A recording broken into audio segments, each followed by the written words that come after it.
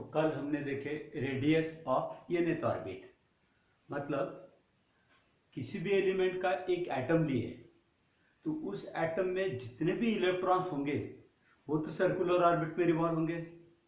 फिर वो circular orbit में रिवॉल्व होते वक्त कौन सा इलेक्ट्रॉन किस ऑर्बिट में रिवॉल्व हो रहा और उस ऑर्बिट की रेडियस क्या होगी, मतलब वो ऑर्बिट कौन से नंबर की रहेगी, फर्स्ट, सेकंड, थर्ड, और उसकी रेडियस क्या रहेगी, तो उसका फॉर्मूला मिला थे। That formula was that is radius of nth orbit.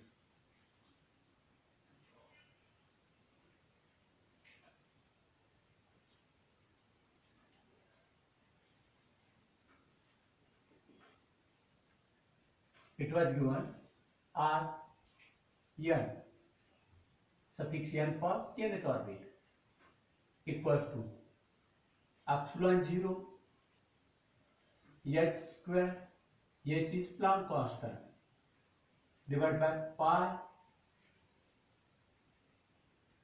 mass of the electron, z atomic number of that element, जिस एलिमेंट के एटम की बात कर रहे हैं, multiply by e square, that is the charge on electron, and whole multiply by n square.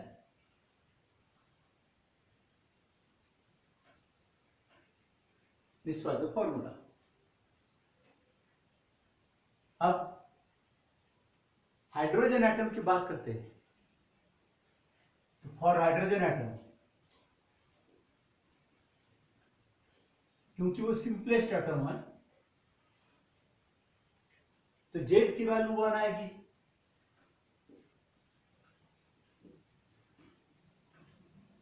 Secondly, hydrogen atom में केवल एक इलेक्ट्रॉन होता है तो नेचुरली तुमको लगेगा कि उसके लिए अवेलेबल ऑर्बिट भी एक ही रहेगी, तो वो फर्स्ट ऑर्बिट कहलाएगी। For first orbit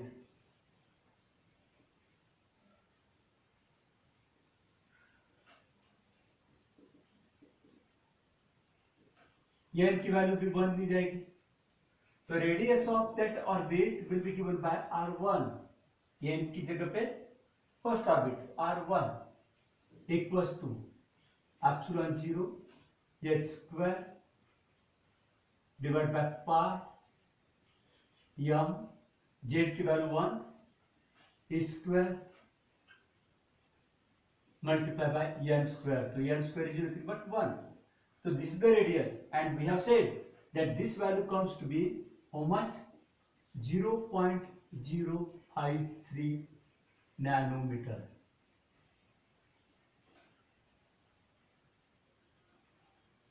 Okay, let me write here. And that was denoted by Bohr's, that was called as Bohr's radius, denoted by A0. So that was 0.053 nanometer. ये थी। अब by the way hydrogen atom की बात करते हैं, यहाँ n की value मैंने 1 रखा, अगर n की वैल्यू 2 किया तो वो सेकंड ऑर्बिट रहेगी। अब ये मत सोचो कि हाइड्रोजन एटम में सेकंड ऑर्बिट का सवाल कहां से आया, तो हो सकता है, देखो एक सेकंड पोस्टुलेट में क्या कहा गया कि इलेक्ट्रॉन कोई भी ऑर्बिट में न घूमते हुए ऐसी कुछ अलाउड ऑर्बिट्स रहेगी। हो सकता है जैसे मान लीजिए नॉर्मल स्टेट में, ग्राउंड स्टेट, जैसे ये लिया अपन ने हाइड्रोजन एटम का न्यूक्लियस, जहां एक प्रोटॉन है और इलेक्ट्रॉन यहां रिवॉल्व हो रहा है, ये पहली ऑर्बिट समझो। अब इस ऑर्बिट में घूमते हुए अगर मान लीजिए उसको कुछ एनर्जी मिल गई एक्स्ट्रा बाहर से, तो वो इलेक्ट्रॉन अपर मतलब ऊपर चला जाएगा। देखेंगे अपन नेक्स्ट टॉपिक में कैसे होता है, तो लेकिन ये ऊपर चला जाएगा, ऑर्बिट छोड़कर ऊपर आएगा। अब जितने डिस्टेंस पर आया यहां से, पहले इतना डिस्टेंस था, that was radius of first orbit r1, ये इतना था 0.53, समझो 0.053 नैनोमीटर ये डिस्टेंस था, दैट इज नथिंग बट ये 0। इसके बाद अब हमने उस इलेक्ट्रॉन को एनर्जी दी है और वो इलेक्ट्रॉन अगर मान लीजिए यहाँ आया, ताकि उसका डिस्टेंस इतना कुछ बन गया जो भी, तो वो सर्कुलर ऑर्बिट की रेडियस रहेगी क्या, अलाउड ऑर्बिट की रेडियस रहेगी क्या, वो डिस्टेंस बनेगा क्या, मतलब वो ऑर्बिट की रेडियस क्या रहेगी, ये अब देखना है। तो क्या करेंगे हम कि समझो ये डिस्टेंस कुछ यहां से R2 मान लिया है,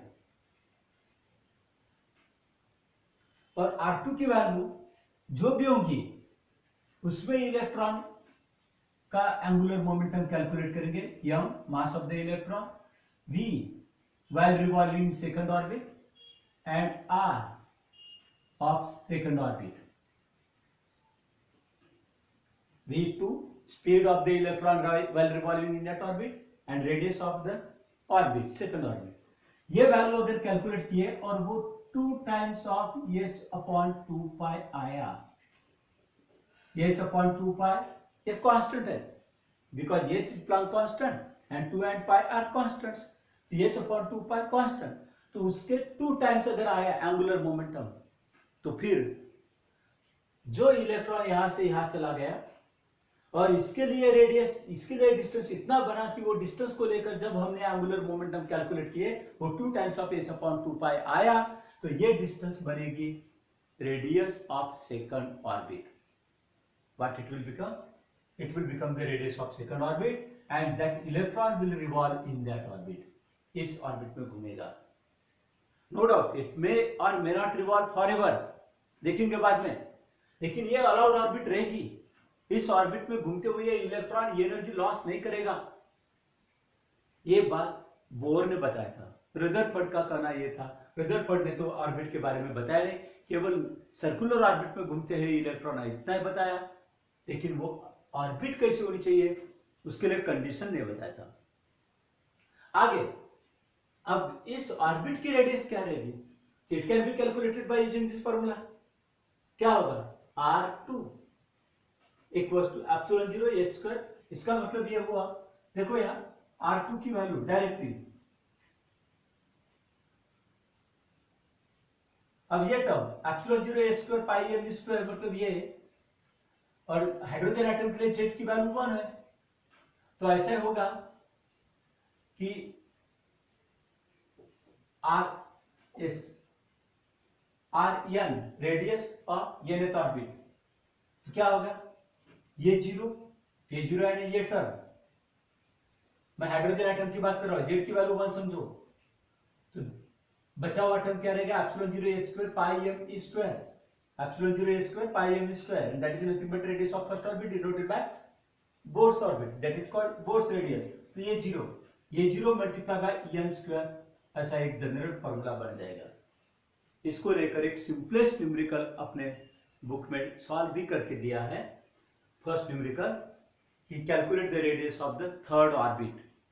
तो simply put the value of a0 at 0.053 nanometer and n third orbit का, तो n की वैल्यू 3 रखो, तो you will have the radius of third orbit. Second orbit की रेडियस बोलते, तो R2 will be given by a0 multiplied by 2 square. 10th orbit की radius बोलते R10 equals to a0 multiplied by 10 square. इसका मतलब ये हुआ. अच्छा चलो, एक इस घूमने वाले इलेक्ट्रॉन को और आपने ज्यादा एनर्जी दे दी तो ऊपर चला जाएगा और उसकी रेडियस इतनी बढ़ेगी कि उस रेडियस को लेकर समझो कुछ तो भी से आर्यन, और वो रेडियस इतनी बढ़ गई कि उसको लेकर हमने एंगुलर मोमेंटम कैलकुलेट किया और वो एंगुलर मोमेंटम आया 102 times of h upon 2 pi. Angular momentum calculate किया उतने रेडियस को लेकर, उतने डिस्टेंस को लेकर, और वो एंगुलर मोमेंटम कितना है 102 टाइम्स ऑफ h अपॉन 2 पाई. तो फिर वो डिस्टेंस क्या माना जाएगा, it will B radius of allowed orbit. कौन से नंबर की अलाउड ऑर्बिट रहेगी, वो 102 नंबर की अलाउड ऑर्बिट रहेगी. अब बताओ फिर हाइड्रोजन एटम जिसमें केवल एक ही इलेक्ट्रॉन, तो भी उसको कितनी ऑर्बिट्स हो सकती है? तो any number of orbits, infinite number of orbits. Not only hydrogen atom, take any element, उसके एटम को कितनी ऑर्बिट्स रहेगी? तो एनी एटम में have any number of orbits. अब ये बात दिमाग में भर लो। Even it is simplest atom hydrogen atom, it which has only one electron.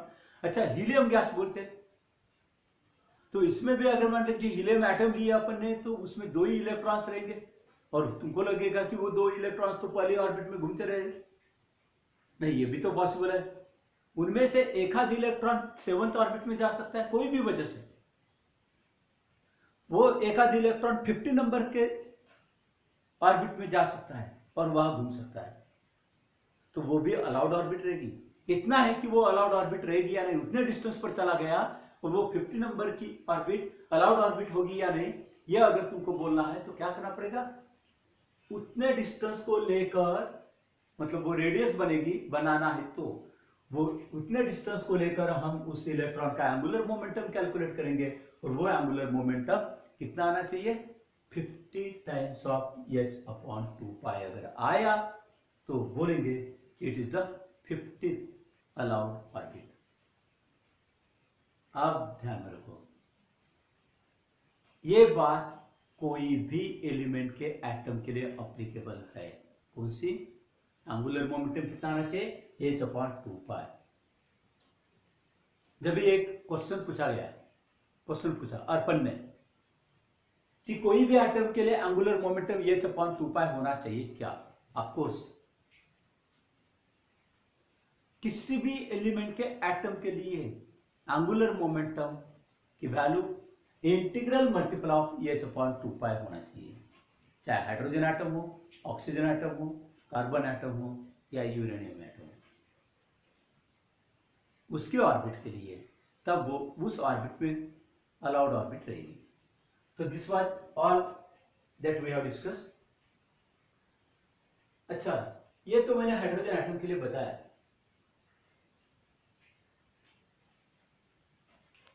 जरा देखो तो यहां से ऑक्सीजन गैस, ऑक्सीजन एटम के लिए देखते हैं। For oxygen, oxygen atom not molecule, तो जेड की वैल्यू दी जाएगी, एटॉमिक नंबर 8। फिर उसकी फर्स्ट ऑर्बिट देखते हैं। अब तुम बोलोगे वहां तो फर्स्ट ऑर्बिट और सेकंड ऑर्बिट रहेगी, फर्स्ट ऑर्बिट में 2 इलेक्ट्रॉन और सेकंड ऑर्बिट में 6 इलेक्ट्रॉन्स, ठीक है।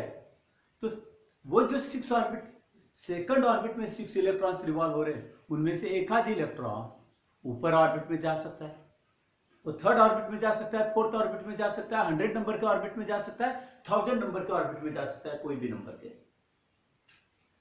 ये पॉसिबल है। इसीलिए अब n की वैल्यू फर्स्ट ऑर्बिट की रेडियस क्या रहेगी ये देखना है। अब put this value of z equals to 8 and n equals to 1 in this equation, क्या होगा देखो, radius of first orbit of oxygen atom, so this one epsilon 0 h square pi m e square, मतलब ये 0 multiply by n square divide bye z, ये general formula हुआ था n square divide bye z, बाकी ये पूरा term है, ये 0, ये टर्म, तो फिर ये वैल्यू है 0.053 नैनोमीटर, n की वैल्यू फर्स्ट ऑर्बिट 1 और z की value 8, so this will be nanometre. किसकी रेडियस है? हाइड्रोजन एटम के फर्स्ट रेडियस 0.053 डिवाइड बाय 8, जो भी वैल्यू आएगी,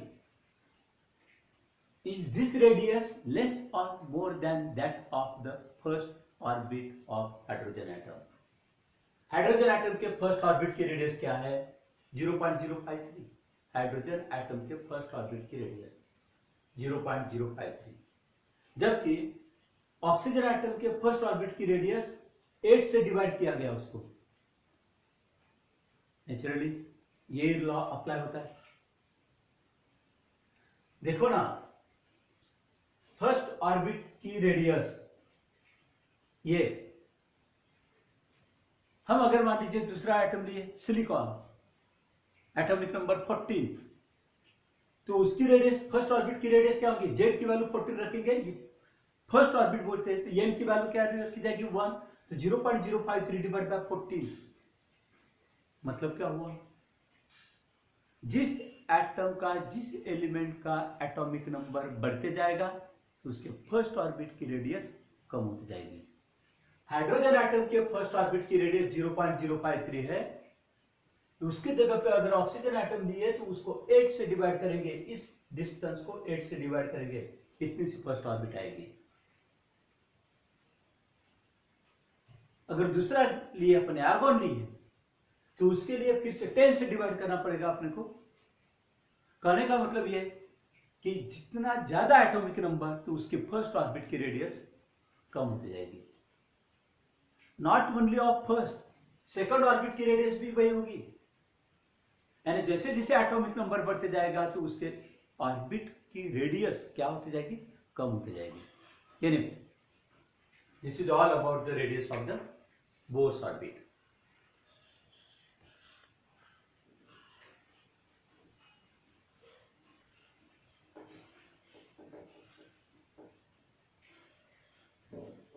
उसके बाद कल एक क्वेश्चन देखे अपन ने, एक कि व्हाट इज द स्पीड और velocity of the electron.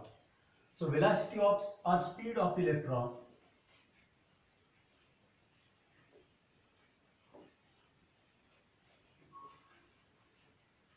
that was given by Vn while revolving in nth orbit was given to be z into e square divided by 2 times of epsilon 0 h into n, that is 1 upon n, it can be written.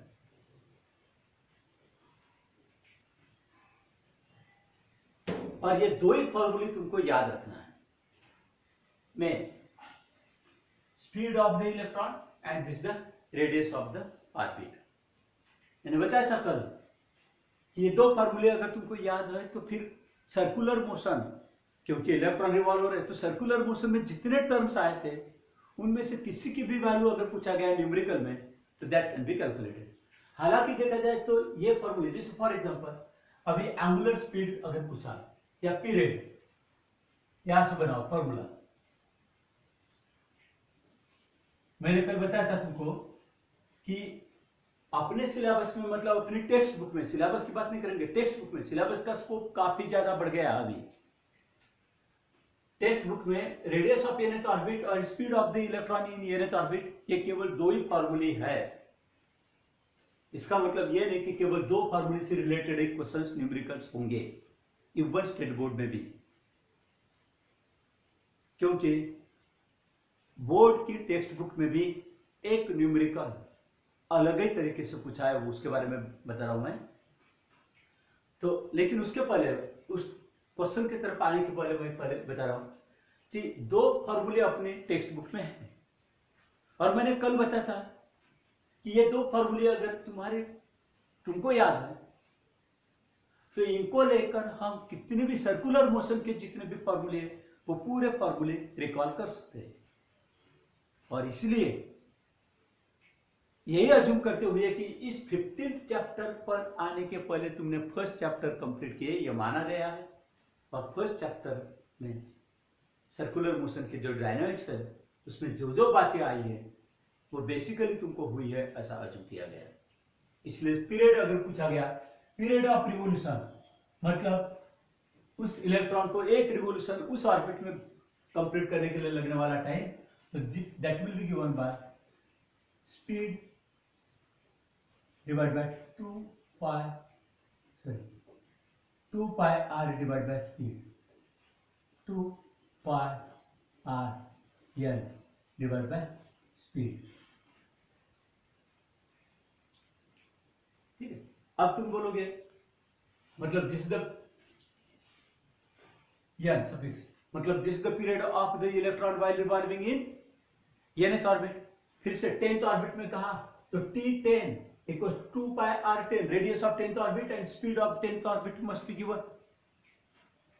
लेकिन हमको numericals में 10th orbit में radius, 10th orbit की radius या 10th orbit में रहते हुए speed दी नहीं जाती, बल्कि केवल कहा जाता है 10th ऑर्बिट। एंड ऐसा पूछा जाएगा तुमको, calculate the period of revolution of the electron in 10th orbit, ऐसा कहा जाएगा। तो T10, तो फिर और तो तुमको लगेगा कि पीरियड कैलकुलेट करने के लिए रेडियस और स्पीड दी जानी चाहिए, लेकिन those will be not given. तो फिर करना क्या पड़ेगा तुमको, रेडियस को प्रिंसिपल क्वांटम नंबर के फॉर्म में लाना पड़ेगा और स्पीड को भी, मतलब स्पीड का ये फॉर्मूला यहां रखेंगे, रेडियस का ये फॉर्मूला यहां रखेंगे और सिंप्लीफाई करना पड़ेगा। ये सिंप्लीफिकेशन ऐसी फॉर्मूले अपने टेक्स्ट बुक में बनाई नहीं है, लेकिन ट्विंकल ने सारे फॉर्मूले बनाकर शो किया, बताया, और वो सारे फॉर्मूले उसने बराबर बनाए थे। वो फॉर्मूले देखो, यहां क्या किया, Rn की वैल्यू रखा उसने ये, और Vn की वैल्यू ये रखा, सिंप्लीफाई किया। फॉर एग्जांपल, अब डेलिबरेटली मैं फ्रीक्वेंसी लेता हूं, ये चलो फ्रीक्वेंसी ये कैलकुलेट करके देता हूं। अच्छा एक मिनट, पीरियड का फॉर्मूला क्या होगा, 2 पाई Rn की value epsilon 0 h square divide by pi m z into E square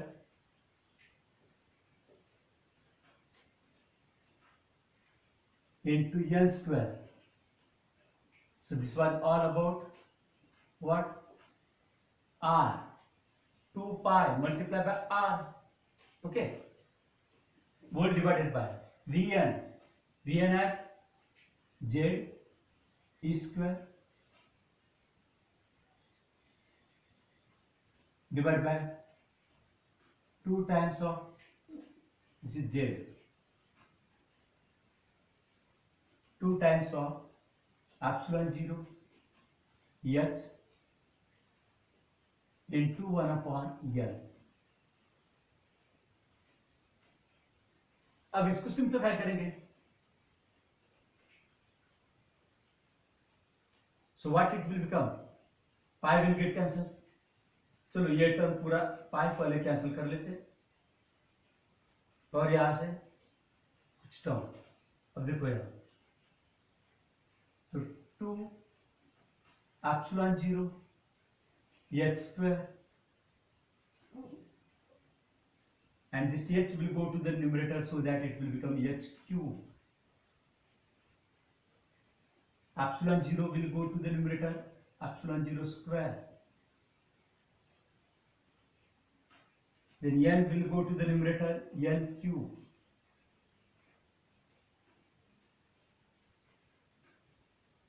divided by, ये हो गया न्यूमरेटर के बाद, फिर से 2 और ये 2 न्यूमरेटर में चला जाएगा, ये होगा 4 times of epsilon 0 square, epsilon 0 h square and h cube, n and n cube.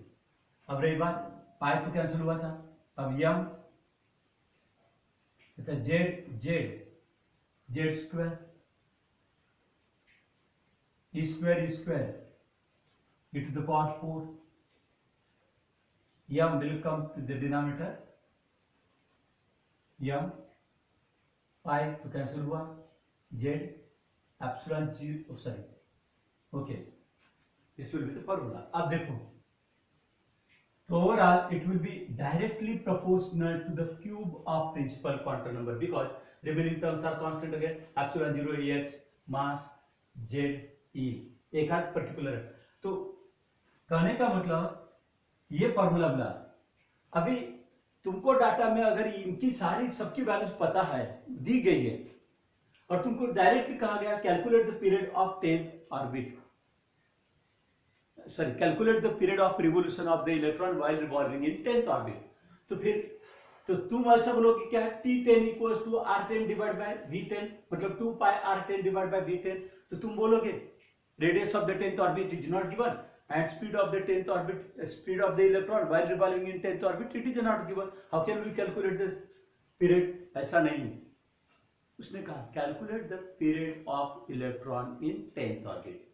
तो फिर ये फॉर्मूला लेना होगा, because this formula shows the relation with only the principal quantum number, ध्यान रखो।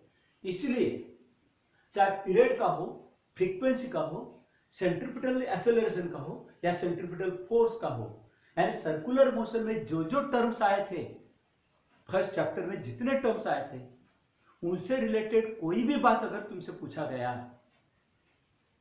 तो तुमको प्रिंसिपल क्वांटम नंबर के साथ उसका रिलेशन मिलाना है। अब देखो यार, एक क्वेश्चन है अपने टेक्स्ट बुक में,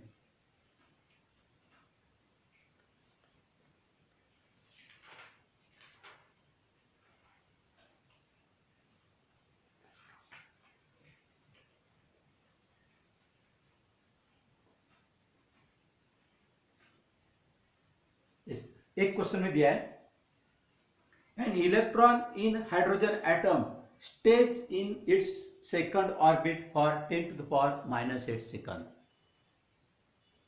हाइड्रोजन एटम में एक इलेक्ट्रॉन, अब हाइड्रोजन एटम बोले तो जेड की वैल्यू 1 ली जाएगी। चलो, हाइड्रोजन एटम में एक इलेक्ट्रॉन सेकंड ऑर्बिट में 10⁻⁸ सेकंड के लिए रुकता है, तो उतने टाइम के अंदर वो कितने रिवोल्यूशंस कंप्लीट करेगा, ये पूछा है उसने। मतलब देखो कितने टाइम के, ऑर्बिट की नंबर क्या है, n equals to 2 second orbit में हाइड्रोजन एटम, और हाइड्रोजन एटम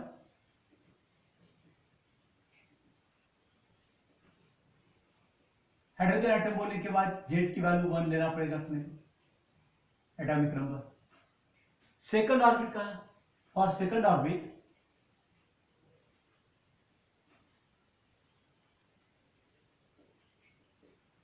n की वैल्यू 2 लेना पड़ेगा। अब क्या कहा कि उस सेकंड ऑर्बिट में हाइड्रोजन एटम का एक अकेला इलेक्ट्रॉन वो सेकंड ऑर्बिट में कितने समय के लिए रुक रहा, that time is given as 10⁻⁻8 second, ये टाइम दिया है। अब सोचो, क्वेश्चन ये पूछा कि वो कितने रिवोल्यूशंस कंप्लीट कर रहा होगा इतने टाइम के अंदर, केवल इतने टाइम के लिए वो ऑर्बिट में रुकेगा, घूमेगा, फिर वापस कहां चला जाएगा, फर्स्ट ऑर्बिट में।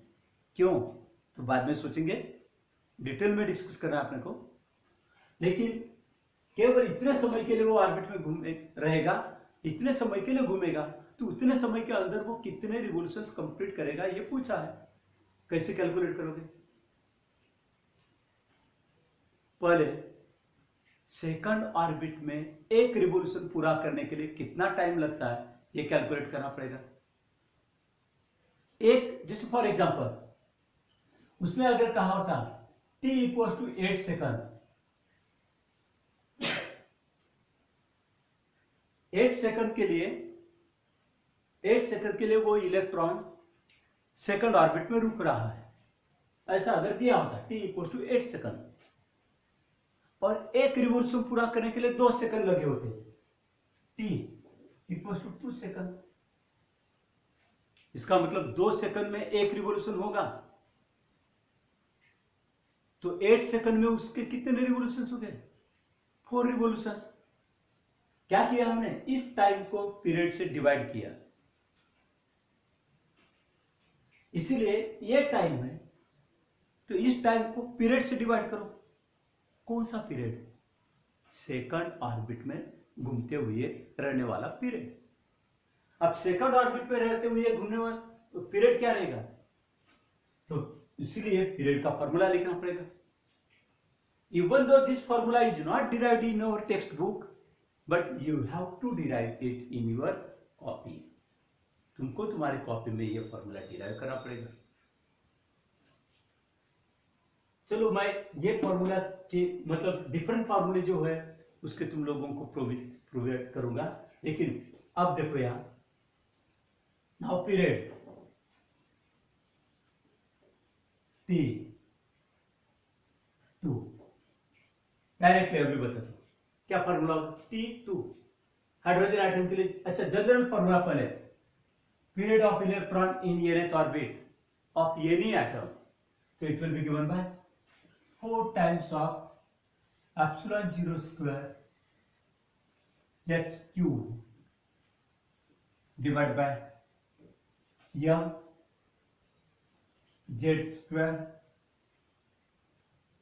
a to the power 4 multiply by n cube. ये पहले फॉर्मूला लिख दिए। आगे ये कोई भी एटम जिसका एटॉमिक नंबर z है और किसी भी ऑर्बिट में जिसके ऑर्बिट का नंबर n है, और hydrogen atom z equals to 1, यही बात। एंड फॉर सेकंड ऑर्बिट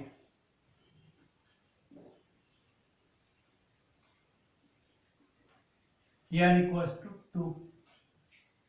ये दोनों वैल्यूज बाहर रखो, यह z और ये, तो फिर period of electron while revolving in second orbit T2 will be given by 4 times of epsilon 0 8.85 into 10 to the power minus 12 its square h 6.63 into 10 to the power minus 34 उसका cube divided by mass 9.1 into 10 to the power minus 31 z hydrogen atom 1 e 1.6 into 10 to the power minus 30 minus 90 and its power 4 and whole multiplied by n cube, that is 2 cube. Here it will be 2 cube. Calculate this all. ये होगा second orbit में घूमने के लिए लगने वाला time. तो फिर नंबर ऑफ रिवोल्यूशंस, मतलब एक रिवोल्यूशन के लिए इतना टाइम लगेगा, तो number of revolution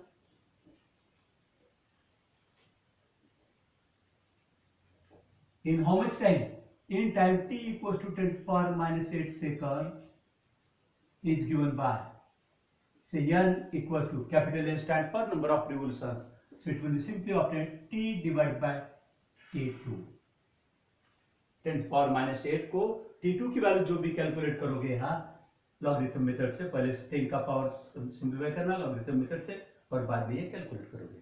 so in this way you can obtain the number of revolutions. This is the question that is asked in the text book, unsolved question, so that you have to go through this question. So similarly it may be asked to find the value of anything, frequency पूछा जा सकता है, तो इसका reciprocal लो, frequency का formula होगा m into z square into e to the power 4 divided by 4 times of epsilon 0 square h cube divided by n cube. In this way frequency का formula, क्योंकि reciprocal of period will be frequency. So in this way you have to obtain the several formulae, you can prepare the several formulae. So now another topic, that is energy of electron in orbit. ये most important topic है और इसी topic से अपने को इस पूरे chapter की आइडिया क्लियर हो जाती है। What the topic is energy of electrons.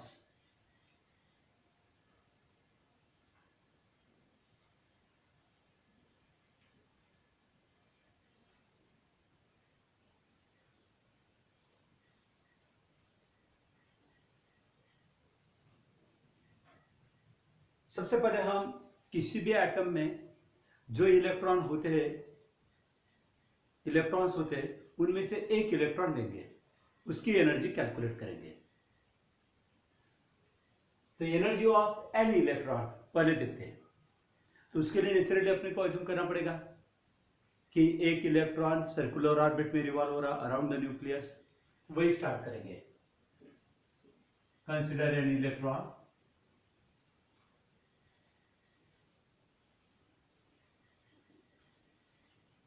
revolving around the nucleus in circular orbit. Suppose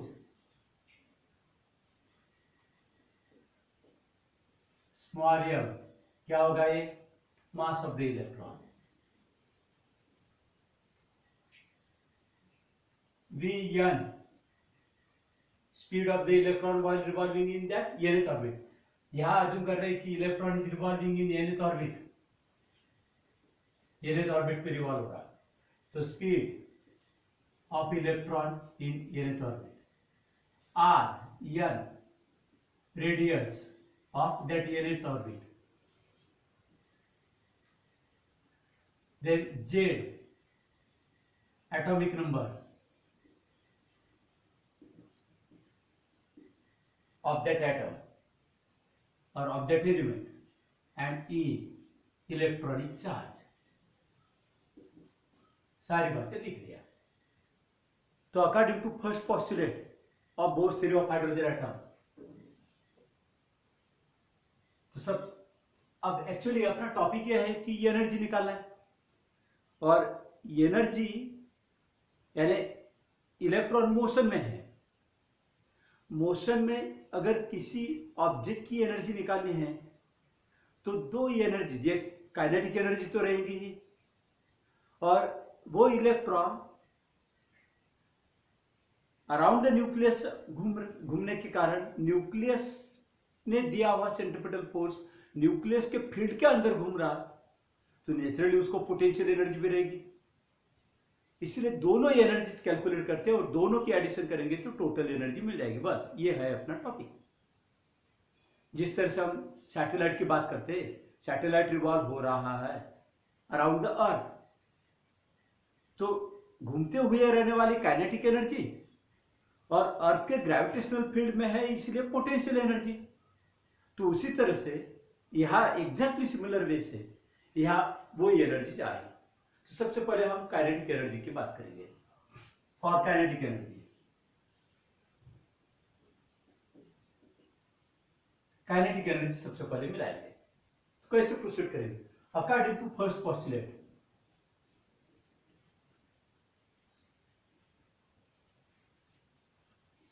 किसका? बोर्स एटॉमिक मॉडल का फर्स्ट पोस्टुलेट क्या कहता है? Required centripetal force, electron circular motion perform कर रहा है तो उसके सर्कुलर मोशन के लिए लगने वाला सेंट्रिपिटल फोर्स कौन देता है? Electrostatic force. तो इसलिए डायरेक्टली लिखता हूं मैं ये, according to first postulate required centripetal force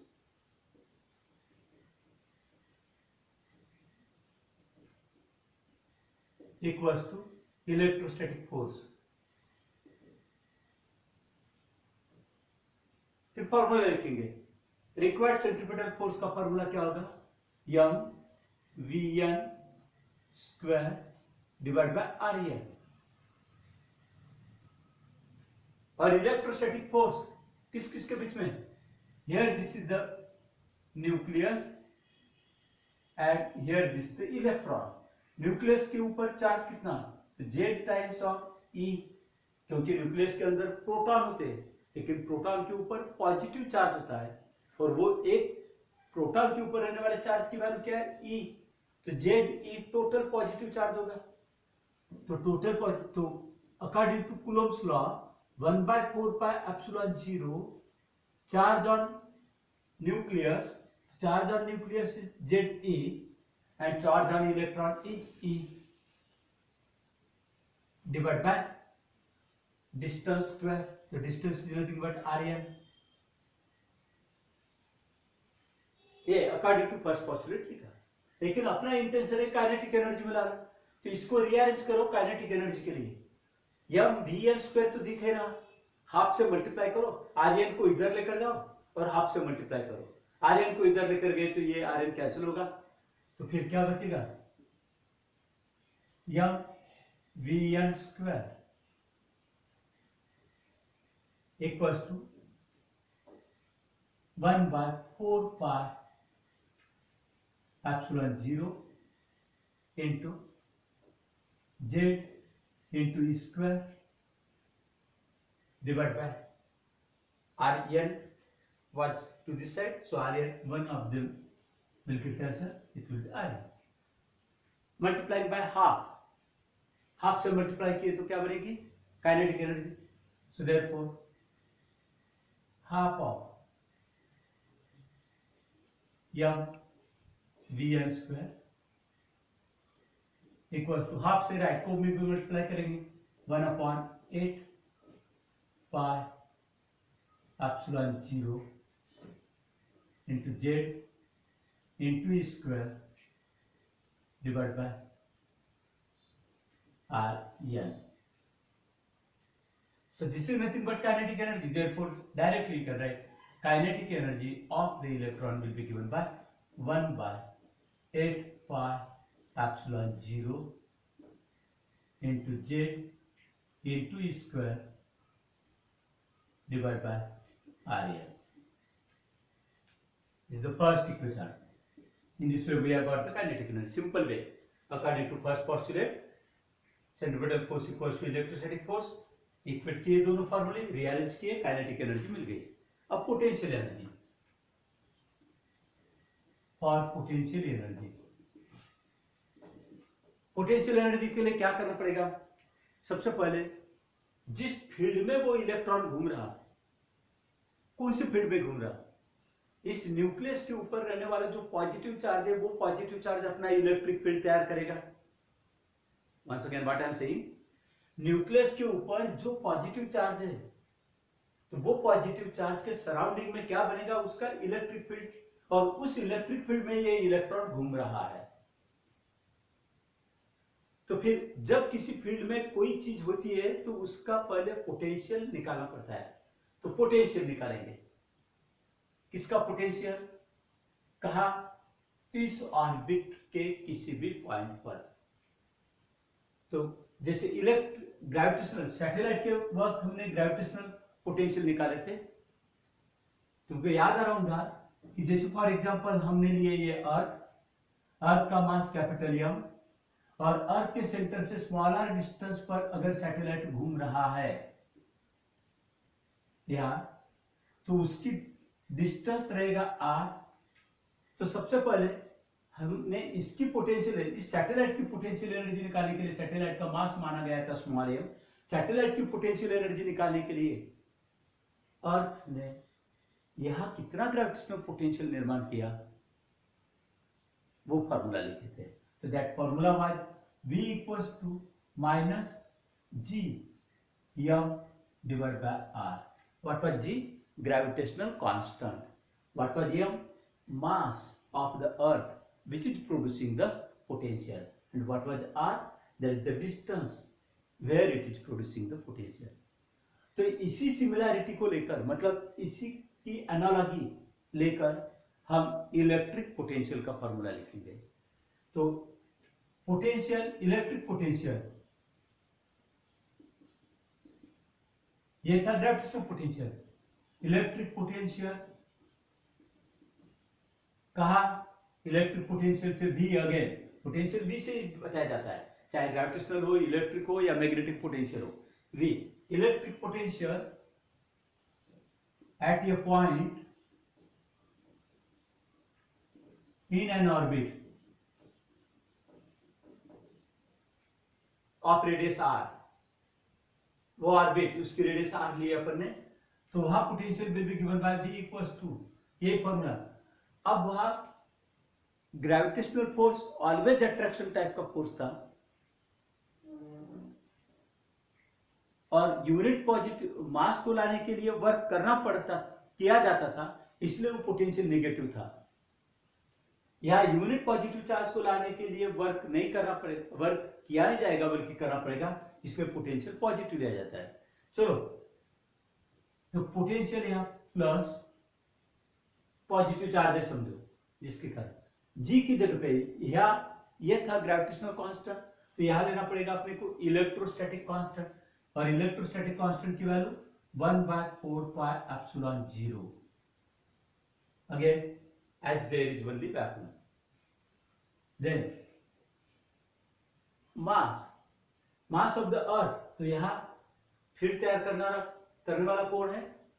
charge on nucleus, so it will be Z into E, मास की जगह पे, और distance R, it will be REL. So what is this? Electric potential. फिर potential energy, therefore potential energy of electron, मतलब इस orbit में किसी भी पॉइंट पर पोटेंशियल ये रहेगा तो पोटेंशियल एनर्जी मिलेगी. पोटेंशियल एनर्जी ऑफ इलेक्ट्रॉन उस ऑर्बिट में घूमते हुए किसी भी पॉइंट पर चला गया तो potential energy will be given by Pe equals to potential multiply by charge on electron.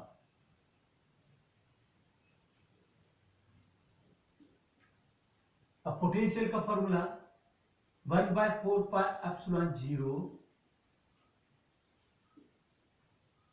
Z into E divide by RN. और चार्ज ऑन इलेक्ट्रॉन, तो पॉजिटिव चार्ज है तो पॉजिटिव चार्ज लो, निगेटिव है तो निगेटिव, लेकिन इलेक्ट्रॉन है तो electron के ऊपर निगेटिव चार्ज तो -E. इसको सिंप्लीफाई किए तो फॉर्मूला बनेगा -1/4πε0 Z square divided by RN. So this is the formula for potential energy. Once again,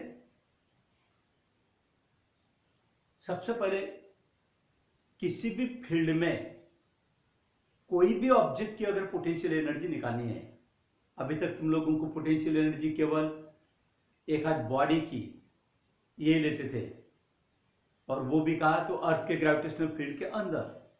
तो वो पोटेंशियल एनर्जी निकालने के लिए पहले जिस जगह पर तुमको अगर पोटेंशियल एनर्जी निकालना है उस बॉडी की, तो वहां पोटेंशियल कितना है ये पहले मालूम होना चाहिए, और वो पोटेंशियल का फॉर्मूला ये.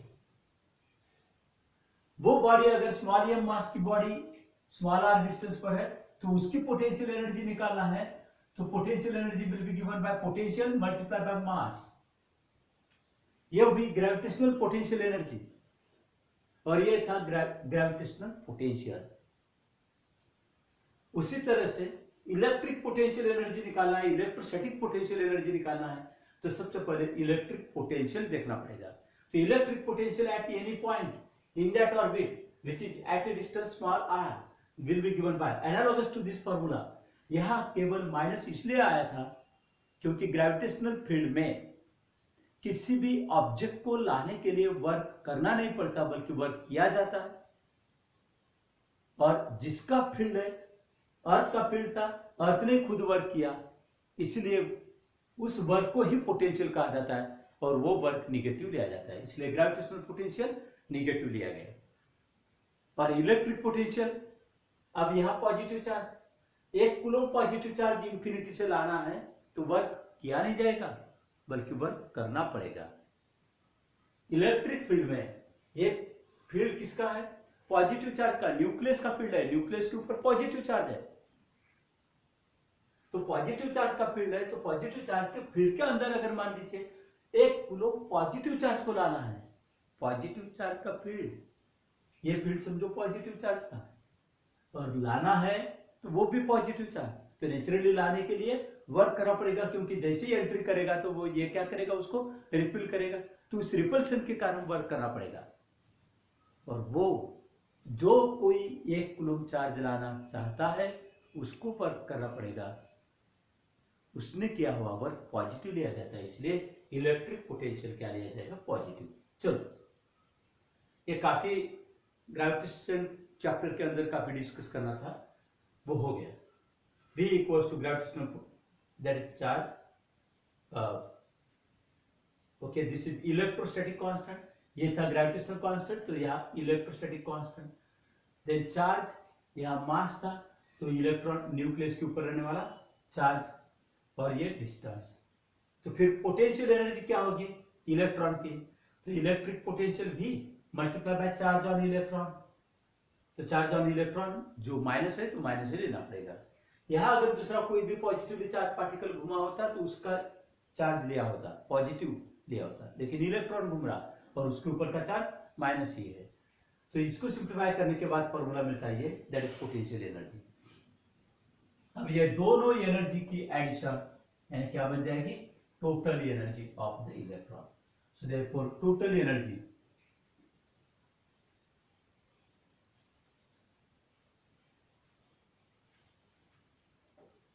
that is En of electron while revolving in nth orbit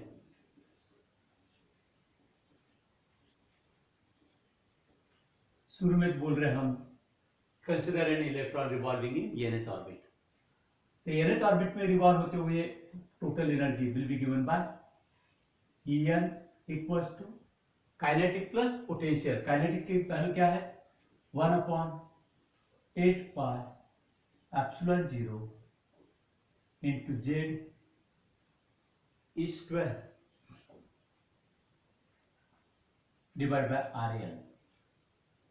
और पोटेंशियल एनर्जी की वैल्यू क्या है, plus potential energy -1/4 pi epsilon 0 Z square divide by Rn।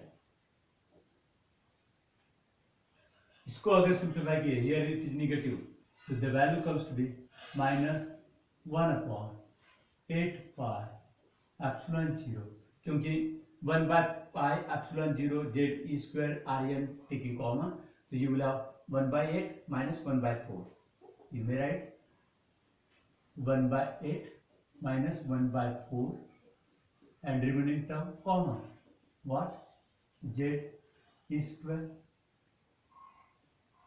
divided by pi epsilon 0 Rn. So 1/8 minus 1/4 minus 1/8 z square divided by pi epsilon 0 Rn. This is the formula for total energy. But in this chapter, we have to relate any quantity of the electron with principal quantum number.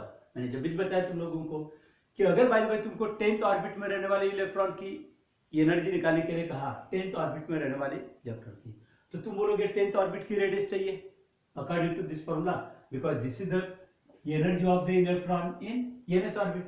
तो 10th orbit में अगर मान लीजिए energy चाहिए तो या Rn यानी radius of 10th orbit पता होना चाहिए, but it will be not given to you.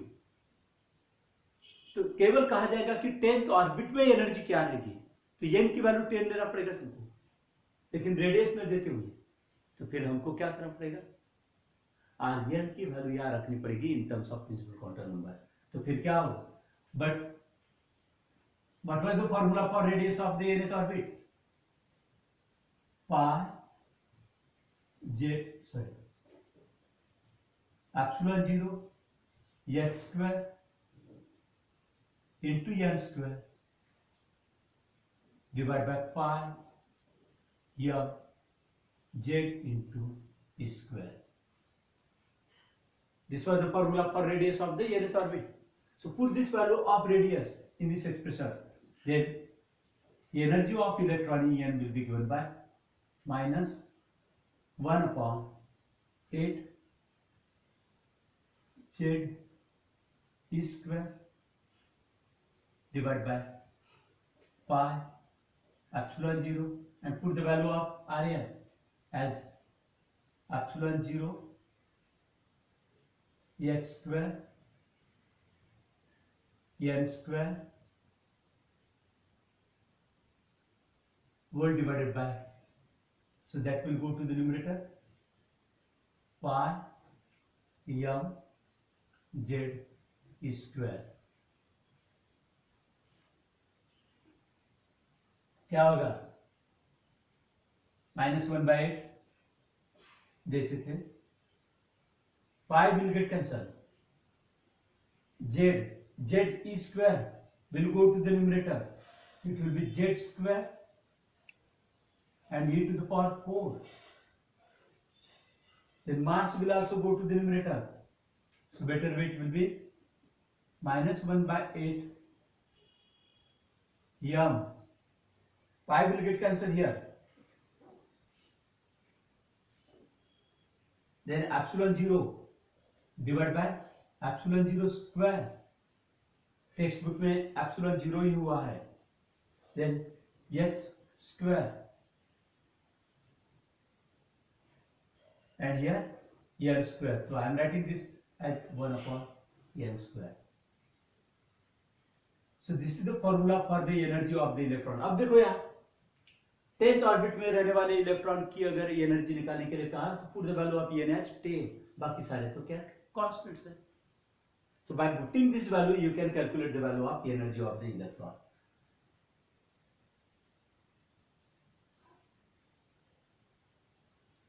So this is the expression for the energy of the electron in any nth orbit of any atom. So you have to remember this formula. मतलब every quantity in this topic is to be related with principal quantum number. And even first of all we have got the formula for this one, but here this radius of nth orbit was related with quantum number. So we have put the formula for the radius and simplified. So this is the formula, last formula that you have to remember. So details, we have to discuss the details of this formula later on.